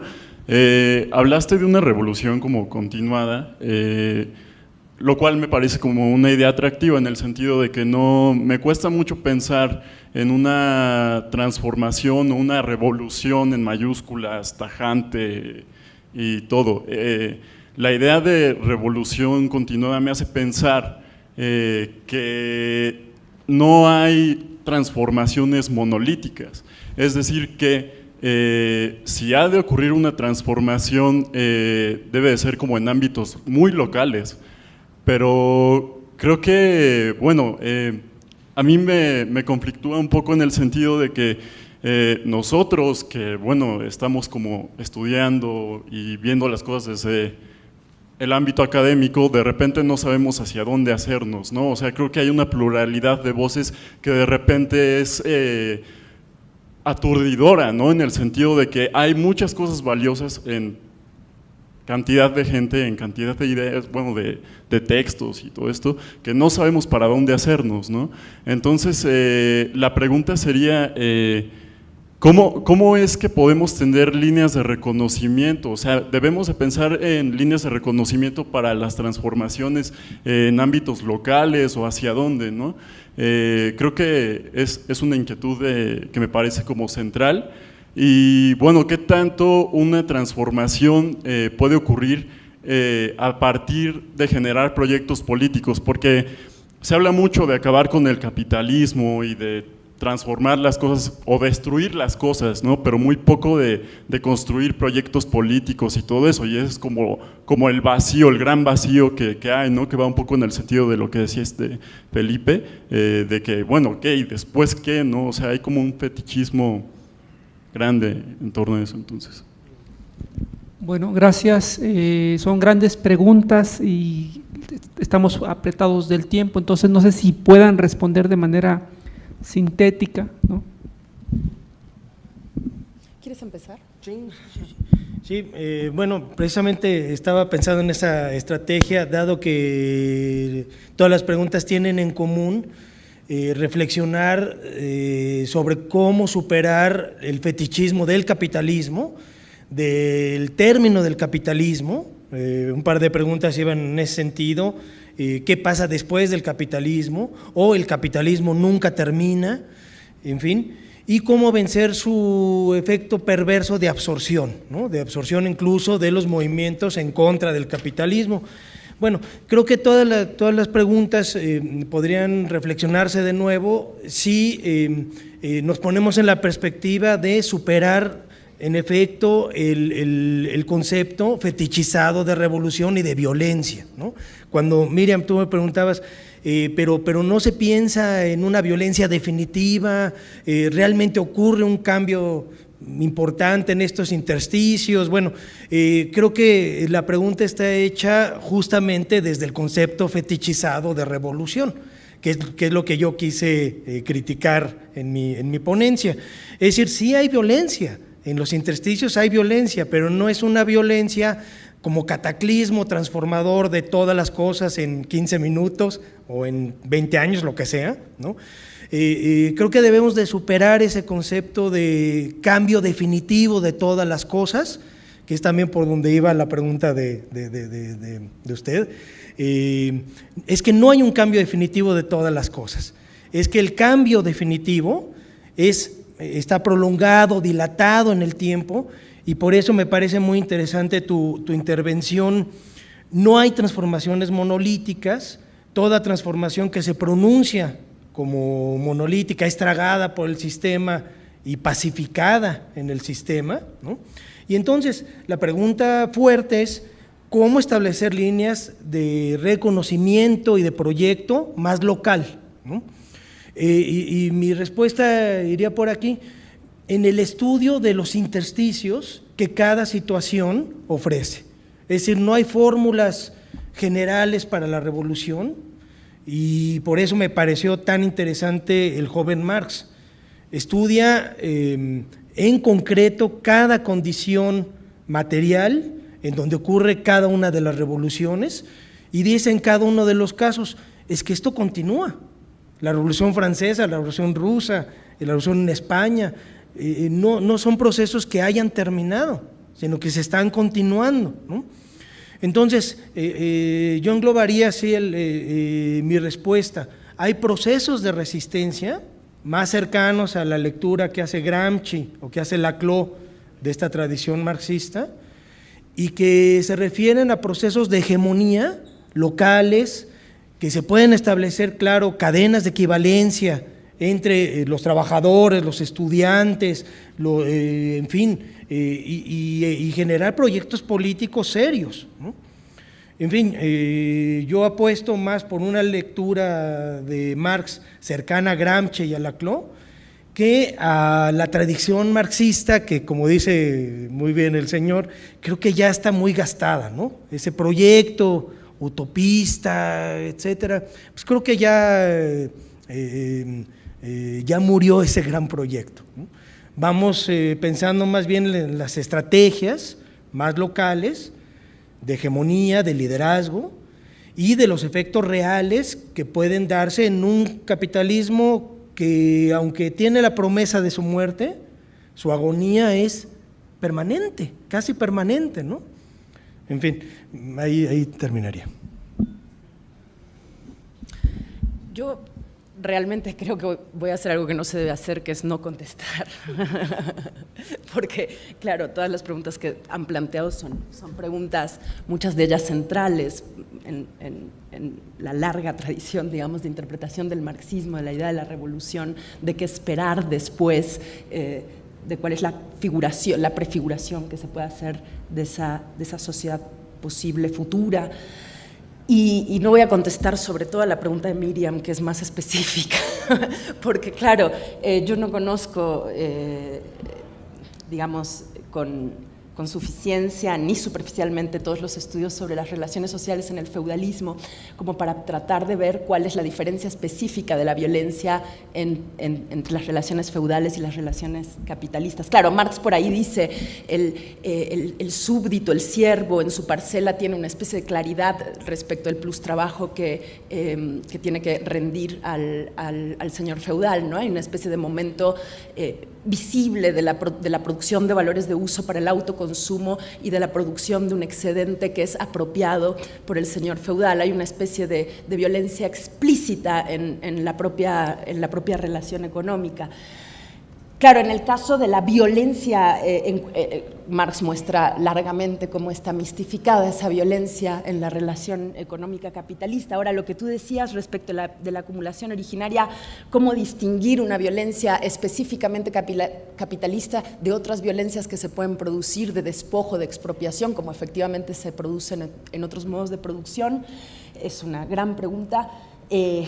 No sé, quizás habría que pensar que lo que funda la acumulación originaria no es cualquier despojo, no es cualquier expropiación, no es cualquier violencia la que Marx entiende como acumulación originaria, sino que aquella violencia que funda las condiciones fundamentales del capital, es decir, trabajo asalariado y por ejemplo, la tierra capitalizada, que la tierra entre en el circuito de la producción capitalista. Entonces, digamos, no cualquier despojo, no cualquier violencia podría ser pensada en términos de Marx como una violencia que está orientada, o sea, la orientación final incluso de la violencia originaria es el plusvalor, ¿no? Es una especie de tendencia, una vía hacia la plusvalía.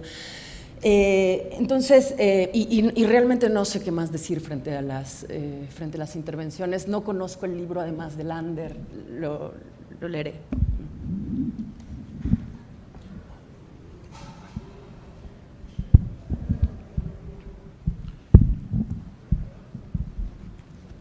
Bueno, el conjunto de preguntas que se ha hecho cada una son sumamente complejas y requeriría una respuesta bastante larga cada una. Me parece que todas tienen en sí una preocupación, particularmente con el tema del capitalismo, ¿no? Ahí la primera pregunta es si se va a acabar o si nosotros lo vamos a acabar, y la pregunta de Felipe era cuando se acabe el capitalismo, ¿qué va a pasar después o qué sigue, ¿no? Y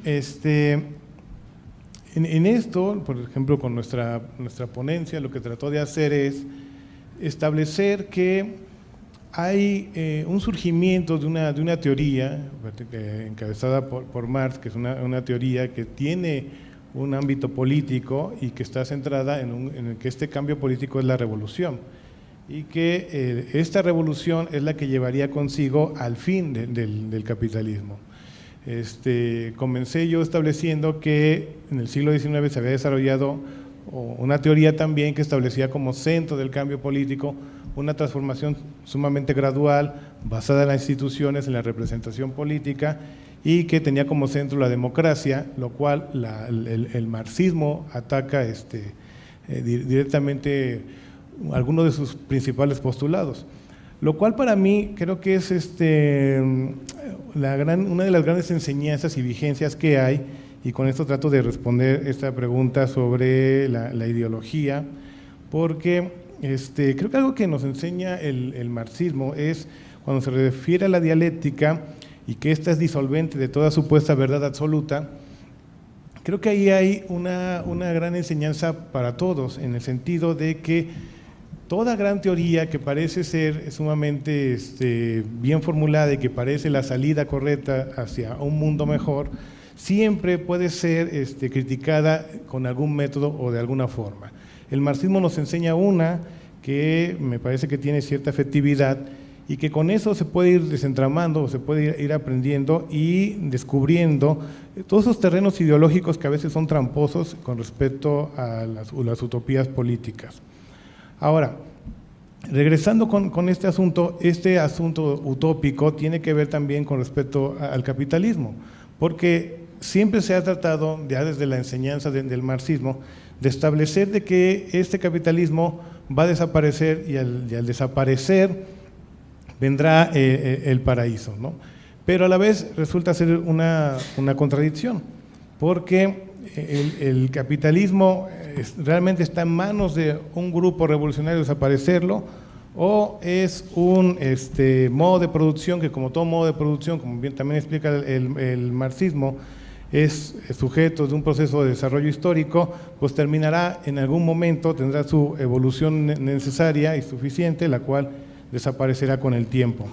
Entonces, viéndolo desde ambas perspectivas, podríamos establecer que el capitalismo llegará a un momento, nos ha demostrado que es sumamente flexible y se adapta con gran facilidad hacia distintas nuevas etapas, y que por lo pronto ahorita se encuentra sumamente fortalecido, fuerte y regordete como para continuar más adelante, y que en el futuro, pues siendo un modo de producción, tendrá que llegar a un término.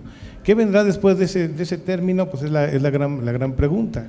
Pero lo que sí no va a ocurrir es que ahí se va a terminar la historia, o vamos a, como planteaba Fukuyama, o vamos a encontrar el reino del paraíso. Bueno, y aquí lo dejo para darle la palabra a Mario, que tiene algunos comentarios. Gracias, doctor. Yo creo que voy a hacer lo mismo que la doctora Natalia.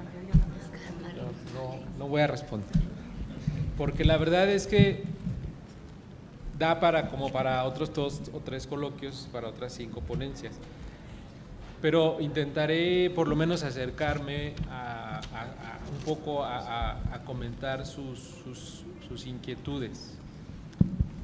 Primero, respecto a las 2 preguntas que se hicieron en lo particular al doctor Gabriel y a su servidor, y después un poco al resto de los comentarios.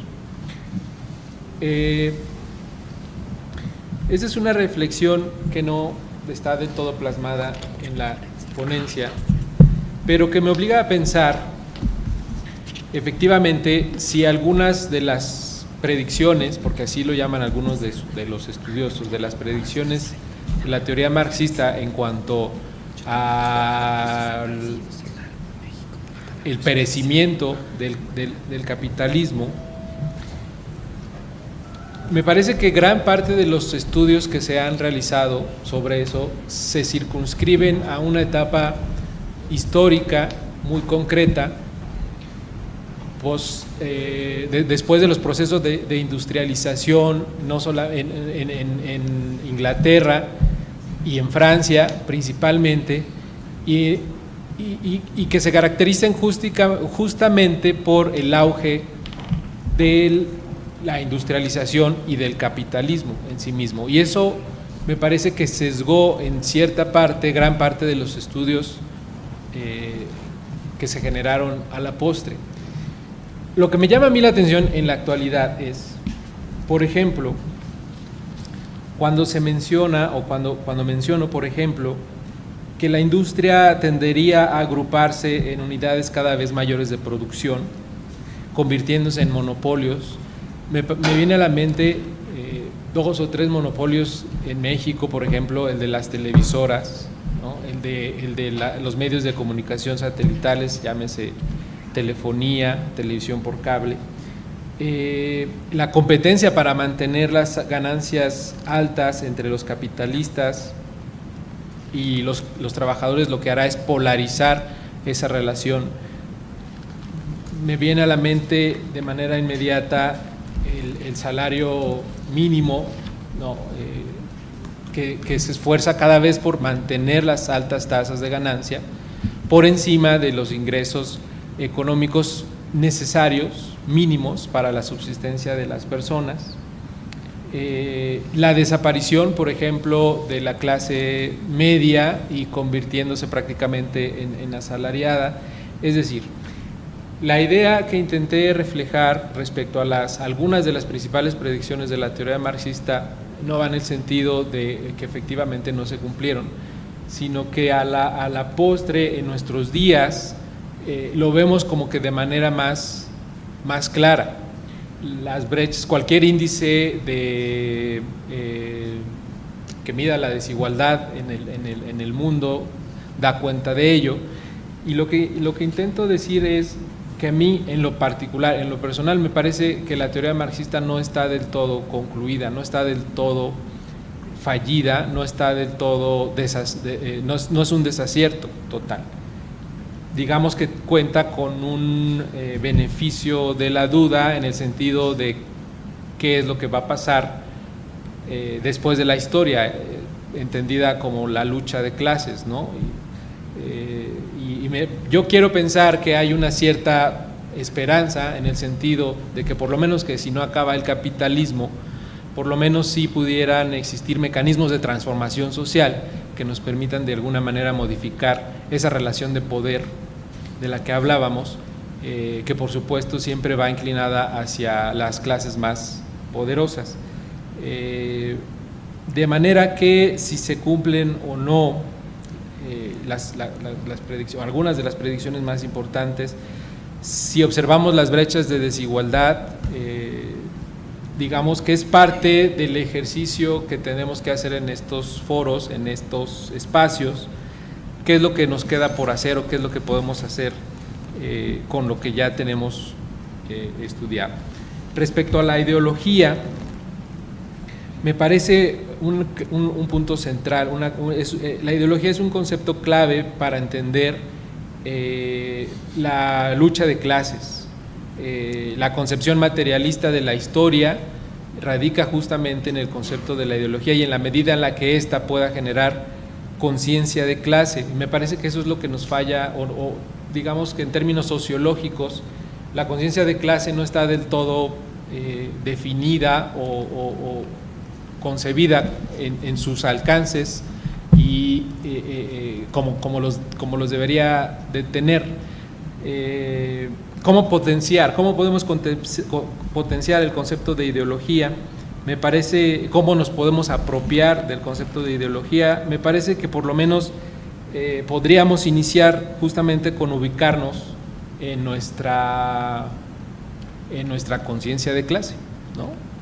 Yo argumentaba en la ponencia que justamente a partir de nuestro lugar, de nuestro lugar en la escala social, cómo nos relacionamos y cómo interactuamos como los demás. Y Marx lo traslada hacia los grupos o las clases sociales a partir del concepto de ideología, nos ubica dentro de la escala social y determina cómo interactuamos con otros grupos sociales. Y me parece que si hacemos el ejercicio de tratar de ubicarnos justamente en esa escala social, pues podríamos por lo menos tener un poco más de conciencia respecto a dónde estamos y hacia dónde vamos. Respecto al resto de los comentarios, colateralmente me parece que tiene que ver con su inquietud, en tanto que los mecanismos de violencia, la perversión de la estructura capitalista permanece y se desarrolla y se adapta y evoluciona. Y me parece que la teoría marxista todavía nos da para explicar algunas de esos mecanismos a partir del Estado, la función del Estado como reproductor de esos mecanismos de violencia, no solamente física, sino simbólica también. Y entonces lo que nos da para voltear hacia la función y el papel del Estado nacional, como ahora lo conocemos, respecto a la adecuación del sistema capitalista, de nuestro sistema, de nuestro modo de producción capitalista, que además se enmarca en un contexto globalizado, se enmarca en un contexto internacional en que las relaciones de poder, aludiendo un poco a Hegel, ¿no? En el sentido de que para Hegel el motor de la historia de la lucha era entre las naciones, me parece que tendríamos que analizar esa parte también. No me quiero enredar más, pero por lo menos espero haber acercado un poco a sus inquietudes. Gracias.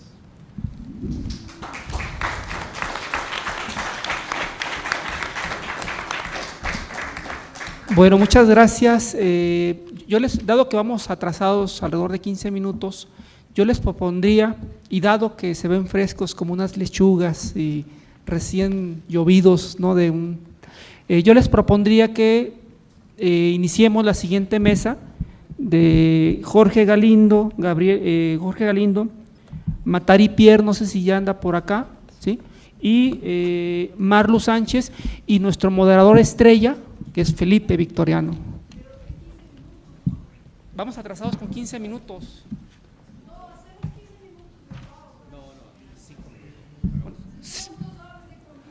5 minutos de pausa.